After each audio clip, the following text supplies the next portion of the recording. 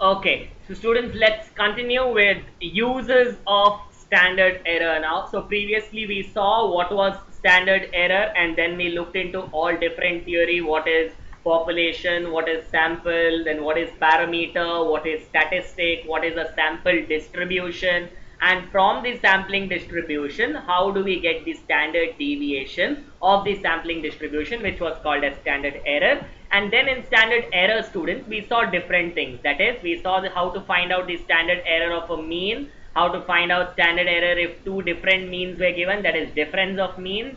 Then we saw how to find out standard error of the proportion, and then we saw how to find out standard error of two proportions from two different populations, okay, when they are different and also when they are same. That means 5 different formulas we observed. Now students, let us see why is this standard error used. Okay, the standard error is used to decide the efficiency and consistency of your sample data, students. That is the statistic as an estimator. Can I use this sample which is obtained, okay, can I use this sample for further statistical analysis? Okay, who will tell you that? The standard error will let you know. If there is too much of error, definitely it is not good to be used as an estimator. Okay, secondly, obtain the confidence intervals of an estimate. Confidence intervals means, we will study about it later, students, but as of now understand confidence intervals means, okay, imagine there is a big data up to where, if you consider, you think that this value is really good. Up to here I can consider, up to these particular boundaries, one boundary here, one boundary here, up to this boundary it's okay. Apart from this side whatever is there is bad. That is called as confidence interval, boundaries. About this we will study later, okay, in this chapter itself. And finally, standardizing the distribution of the test statistic in testing of hypothesis. Testing of hypothesis is altogether a different chapter, students. So we take the population based on the sample and we see whatever data we considered is correct or no, and then we agree or disagree on it. That is called as testing of hypothesis. And there, to standardize the distribution, that whatever data is given, we use standard error. So that was a standard error, students. Now we come to very important part, students, statistical inference. Okay, statistical inference. Students, what's the meaning of inference? What is inference?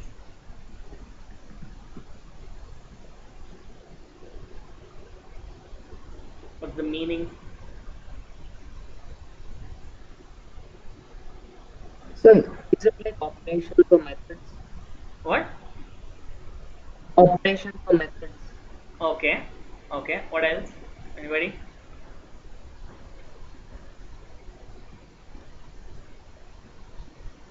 Okay. Okay. Listen, Sir, students. it's like what Yeah. we conclude. Yeah, correct. Okay. It is like coming to conclusion, students. Okay.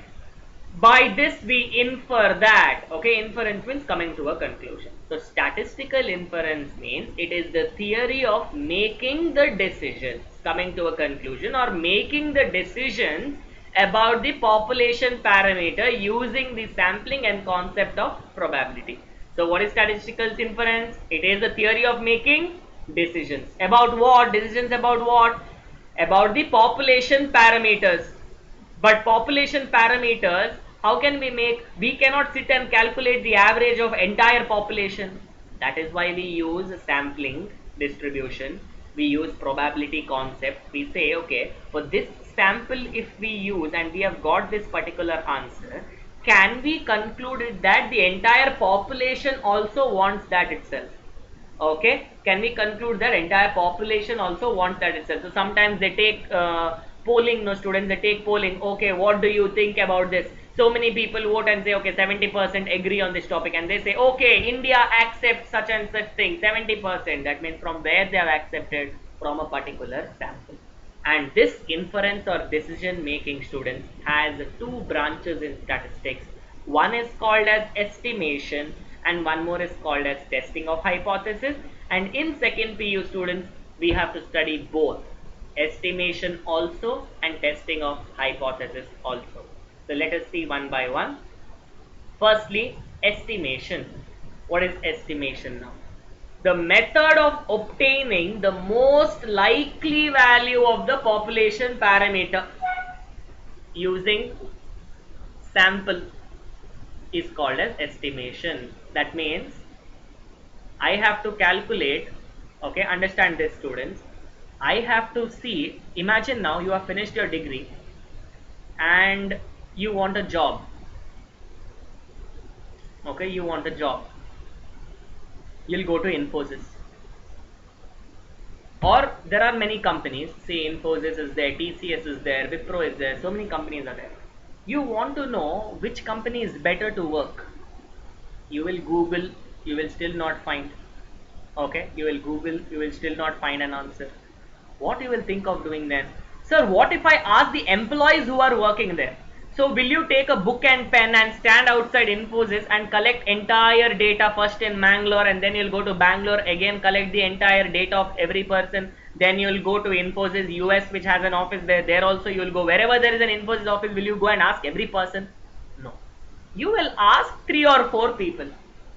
Okay, how's the job there, how's the things there, okay, how are how's the salary there, is the salary package good? You will ask 4 to 5 people, and based on that you will make a inference. Okay, we make in our daily life also, students. Some person is there, you don't know him at all, whether it's good or bad, but 4 to 5 of your friends will bitch about him, will tell you something about him or her, and you will accept in your mind, and your perception is already, yes, that person is like that itself. So that is called as estimation. Using a small data, that means using your sample data or using your statistic and obtaining the value of the population. Obtaining the value of the population. This is called as estimation. This is called as estimation. Method of obtaining most likely value of the population parameter using statistic is called as estimation. Now in this we have 2 types of estimation, students. One is point estimation and interval estimation. We will come to know it, okay, soon. But before that, let us know certain words. What is an estimator? All these 1 mark questions, students, 1 mark questions. What is estimator? Any statistic which is used to estimate is known, or to estimate an unknown parameter is called estimator. For example, if you are using sample mean is also called as the estimator. If you use sample proportion is the estimator. If you use sample standard deviation is the estimator. So whatever statistic you are using from the sample in order to estimate the unknown parameter, the population parameter, that is called as an estimator. What is an estimate? The value that you take, the correct value that you take is called an estimate. Okay, estimate, that means whatever value you take and whatever value you are going to say that, okay, this is what I've got from the sample, and this particular thing I will take it for the population also. That particular value that you take is called as an estimate. There are 2 types of estimation. Here it is, point estimation and interval estimation. Anybody, student, could tell me the difference between point and interval estimation? The word itself should tell you in simple terms. This question has come many times for exam. What is point estimation, or define interval estimation? Anybody? What do you think can be a simple difference?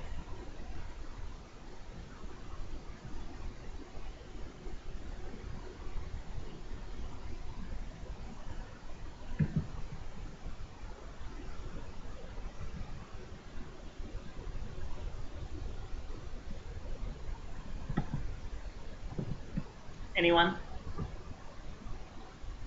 Diksha?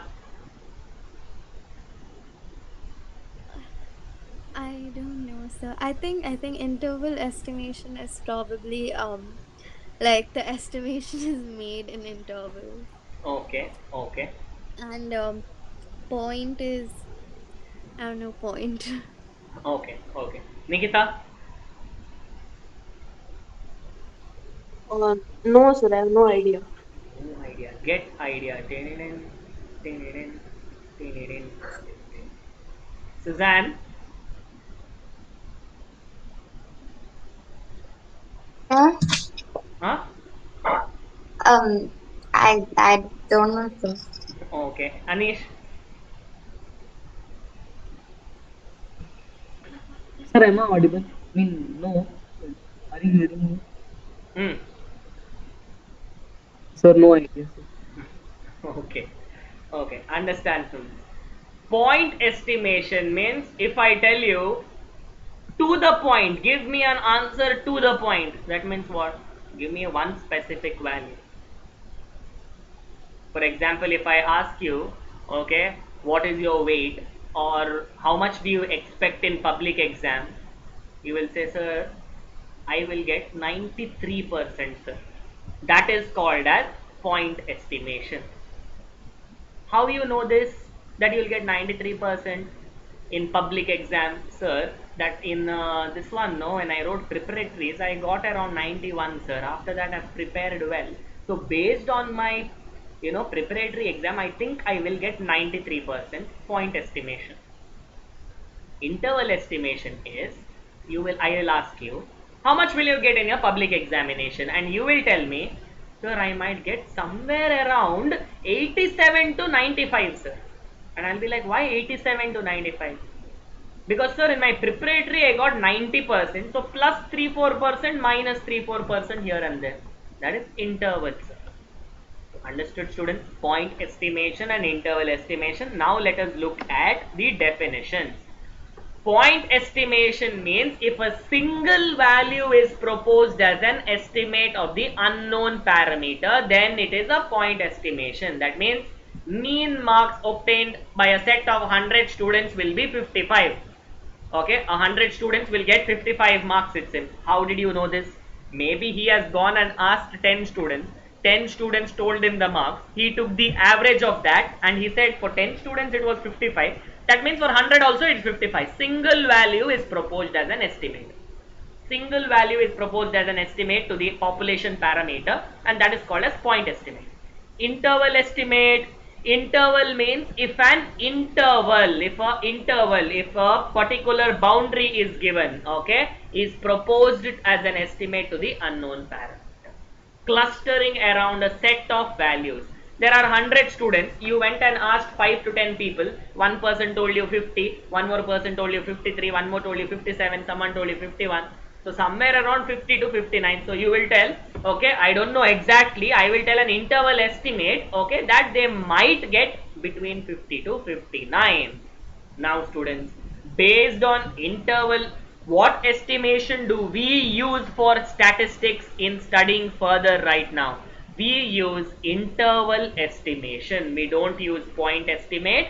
We use interval estimation. Why we use interval estimation? Because, sir, there might be deviations always. We cannot be exact. Okay, why we cannot be exact? Because we don't know the data of entire population, sir. There might be fluctuations here and there. Okay, that is why we always use confidence intervals, or we use interval estimation, and there from interval estimation also we use confidence intervals.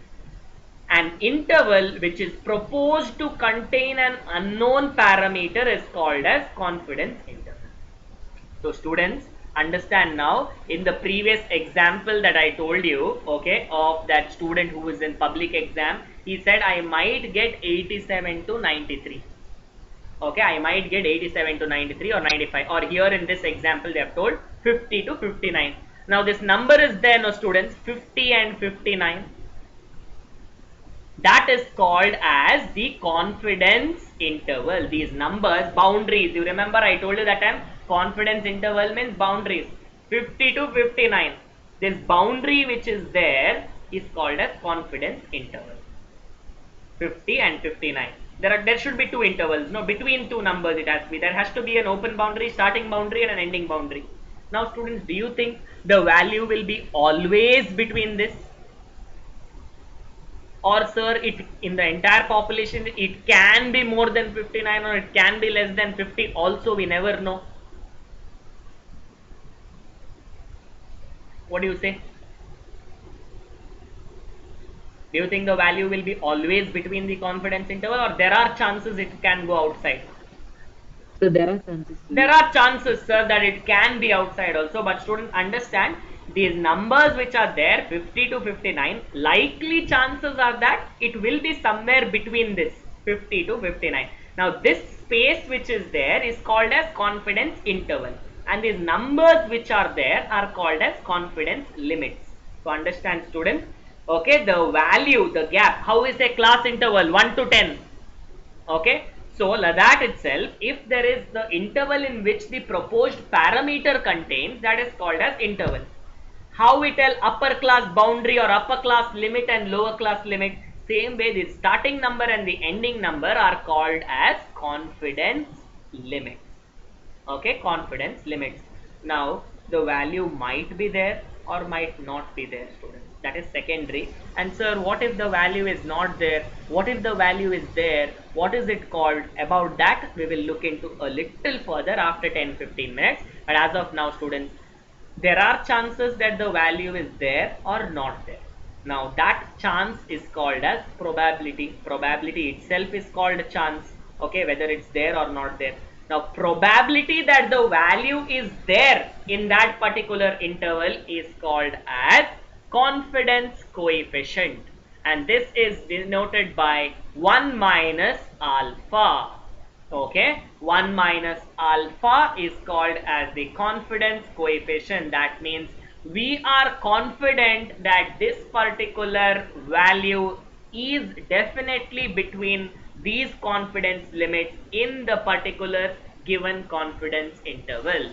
Okay, we are sure that there is a chance, okay, there is a chance or there is a probability that my confidence interval that I've said 50 to 59, definitely the value will be there within it. Okay, that is called as confidence coefficient, and it is called as 1 minus alpha. It's called as 1 minus alpha. Okay, let's move further into statistical hypothesis. Now what is this hypothesis, sir? What is hypothesis? Hypothesis is the statement, students, regarding the parameter of the population. Hypothesis is a statement. Means what, you know, students? Imagine now I told you about this marks, okay, and you told me, I asked you what is the average of this entire class. You didn't have time to go and ask the entire class. Okay, so what you did, you went and asked some 5 to 10 students. They told you their marks. You took the average of it and you told, sir, average of that class is 55, sir. Okay, somewhere between 50 to 59, sir, not 55, 55, sir. But here and there it might be, some people might get less or more, sir, but 50 to 59. So the teacher will say, okay, so you are saying 55, but you are telling that confidence interval is between 50 to 59. Okay, that means you are telling me that entire class, if I calculate the average of the entire class, it should be somewhere between 50 to 59. Yes, sir. Now that statement which you have told, no, that is called as hypothesis. A statistical hypothesis is a statement regarding the parameters of the population. This statement. But students, is the statement true or false? We don't know, sir. That is why, students, to test whether the statement is true or false, we use a concept called testing of hypothesis. Now what is hypothesis? Hypothesis is a statement regarding the population parameters. From where did you get this? Sir, from the sampling distribution analysis. Now you have got this statement, no? So you should confirm whether this statement is true or false. How will you confirm? We have certain methods to do it, and that confirmation is done. You have taken the statement. Statement is called as hypothesis. Now we have to test whether the statement is correct or wrong. Sir, you are telling the statement is correct or wrong. That means we have to take two statements. No, sir. One is correct statement, one more is wrong statement. Yes, we have to take two statements. Let's see, students, how to take those statements. But as of now, understand, hypothesis means what? Hypothesis is a statement regarding what? Regarding the population parameter. Now there are two types of hypothesis, students. One is null hypothesis, one is alternate hypothesis. Sir, why do we take two statements? Students, can anybody tell me why do we take two statements? I told you just now, but whenever we take two statements, one right statement and one another statement, why is it?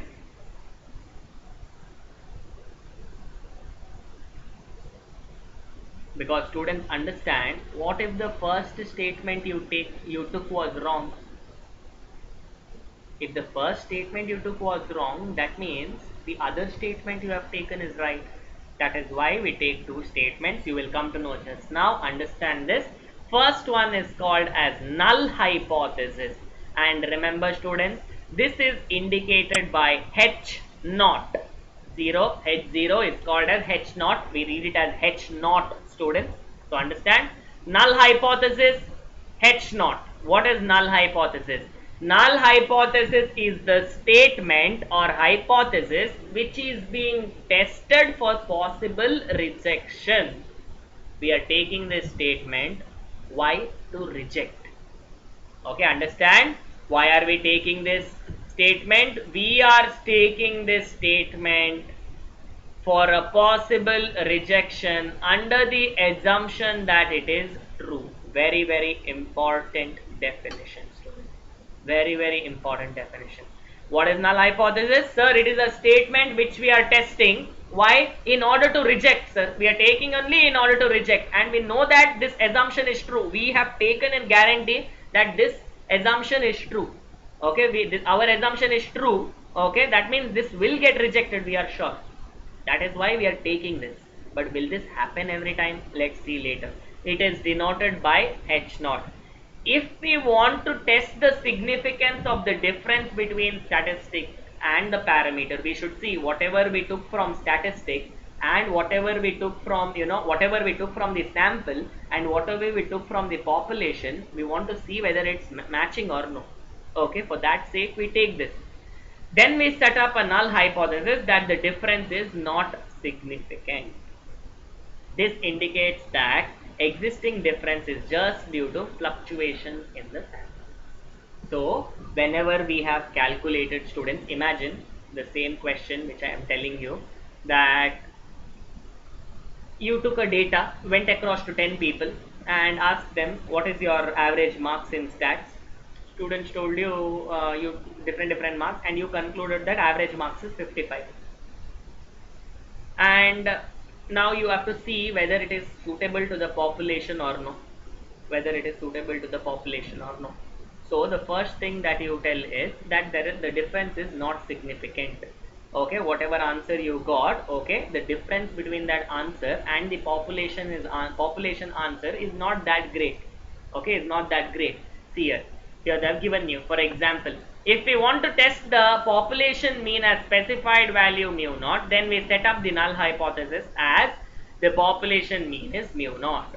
So that means you are checking, okay, if the population has to be true. So you are assuming it to be true. That means yes, this is correct. If we want to test whether a particular drug is effective, then we set up the null hypothesis that H naught, it is not effective. Okay, understand two possibilities. When we do the sums, we will understand better, students. Okay, next is alternate hypothesis. What is alternate hypothesis? Sir, if the first statement that you took, if it is rejected, we have to accept something else, no sir? That is why we take an alternate statement, or that is called as alternate hypothesis. So what is alternate hypothesis?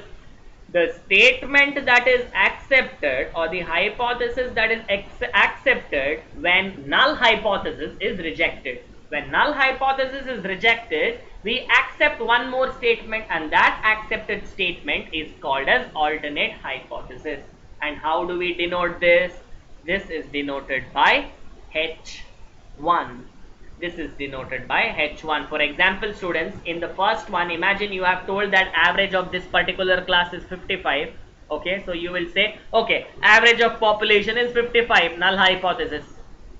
Whereas your alternate hypothesis will be, it might not be equal to, so you will take average is not equal to 55. So the first one you might have taken that the average is equal to 55. The second one you will take is average not equal to 55. So is it always not equal to itself? Is it always not equal to itself? No, students. It can be less than or it can be greater than. Sir, but what about null hypothesis? Remember, students, your null hypothesis H naught will never be changed. Your H naught will never ever be changed, but your H1 will change. H naught will always be mu equals to mu naught, or if two things are given, that means population 1 and population 2 are given, it will be mu 1 equals to mu 2.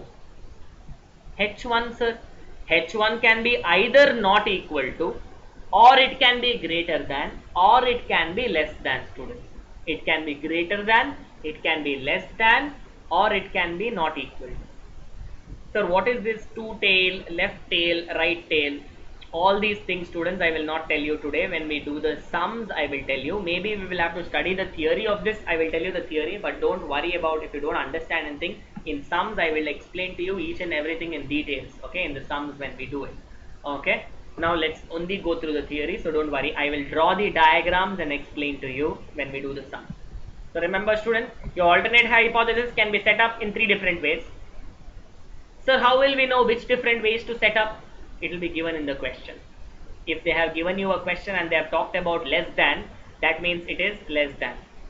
If they have told about find greater than, then it means it is more than or greater than. If they have not given anything, okay, and if they're telling if there is a significant difference, find if there is a significant difference, that means it is not equal to. Remember, this testing of hypothesis is a very, very important step, okay, and we will, okay, here they have given two tail and one tail are discussed in successive pages. That means they have given about this here. Let's see. Students, this is very important. This is very important, this box. Types of errors. Now, there are certain errors, students. In fact, there are only two errors, the type 1 error and type 2 error. Let's see what this is. If you know the box, the definition is easy. If you don't know the box, you will not be able to write the definition. Now see, students, we take two hypotheses. Now one is H naught and one is H1. Okay. Why do we take? Either to accept the statement or to reject the statement. So the conclusion is either reject or accept. Now, H naught is not true. H naught is not true. Okay, the statement what you have taken is not true and you are rejecting. Are you doing the right thing, students? Are you doing the correct decision? Your statement is not true and you are rejecting it. Are you taking the correct decision? Yes, sir, we are taking the correct decision. Statement is wrong, no sir, statement is only not correct, and that's why we rejected it. Correct, sir. One more correct is there. What is this here? Let's see. Sir, statement is correct. H naught is true. My H naught, my null hypothesis, H naught means null hypothesis. My first statement, sir, null hypothesis is true. And I have accepted it also. Very good. Correct. So students, two options are correct. When either when your null hypothesis is not correct and you have rejected it. Very good. Perfect thing. What you have done is perfect. Sometimes your statement or your null hypothesis is correct and you have accepted it. That is also very good. But sometimes, students, you might do some errors which is called as type 1 error and type 2 error. Very easy to remember, students. Type 1 is about rejection. Type 2 is about acceptance. Type 1 is about rejection of what? Of the statement. Which statement? Main statement. Which is the main statement? Null hypothesis, H naught. Okay. So understand, type 1 error is about rejecting the main statement, H naught. Type 2 error is about accepting the H naught. Accepting the null hypothesis. Students, tell me now, when will you reject?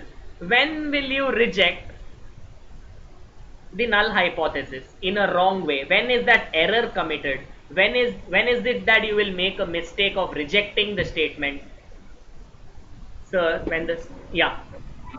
So when it is actually true and then also Yes, sir. When the statement is correct, sir, but still I have rejected it. Why I have rejected it? Not a mistake, sir, actually, but according to the statistical calculations, it came like that. I can't help it. According to the statistical calculations, based on the formulas that we use, sir, we have got it that way. But you know that the statement was true, but still due to statistical due to the statistical conditions, due to the formula used, due to the confidence intervals that you have used, you have got it to reject. So this is called as a type 1 error. So what is a type 1 error? Error of rejecting the H naught or null hypothesis when it was actually correct, when it was actually true. This is called as type 1 error. There is one more type of error, students. Actually, you know the statement is wrong, okay, but still because of the calculations that you have done using the statistical tools, you have accepted the null hypothesis. So type 2 error is nothing but, students, okay, accepting the null hypothesis when the statement was actually not true, when the statement was not true. So remember, first error is about rejecting. When have you rejected? When the statement was true. Second error was accepting. When have you accepted? When the statement was false. When your null hypothesis was not true, you have accepted H naught. That is the second error that you have done.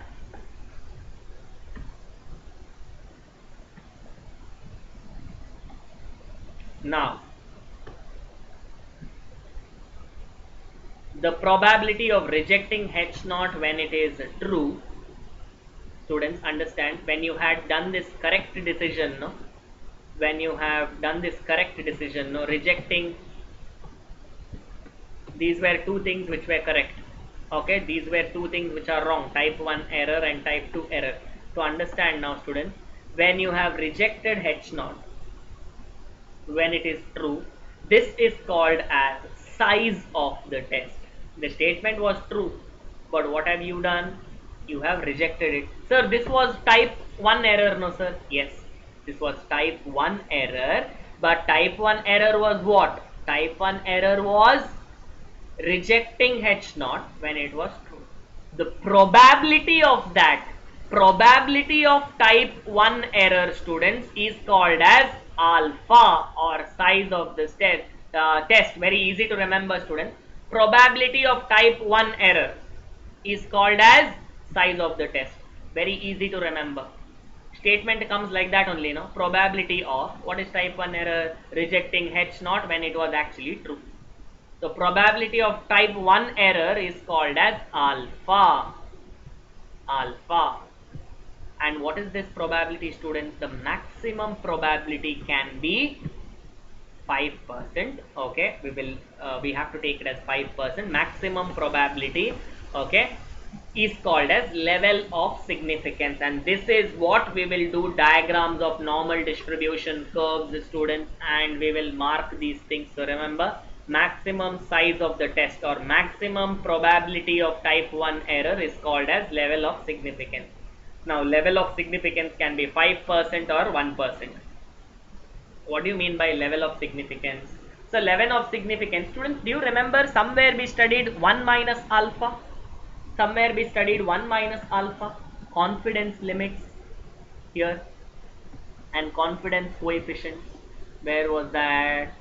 Here, confidence coefficient, confidence interval. So students understand, type 1 error means you have done a mistake.